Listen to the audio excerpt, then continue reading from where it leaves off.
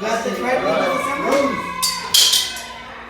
Yeah. John's gonna take this piece out, and then he's gonna wrap it up, and then put it on the truck here. Look at how safely he maneuvers it. Without touching anything.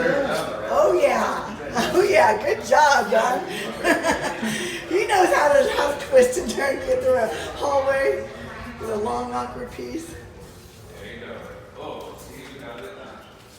We got our door jamb protectors, just in case. So if you bump the doorway, it's padded and protected.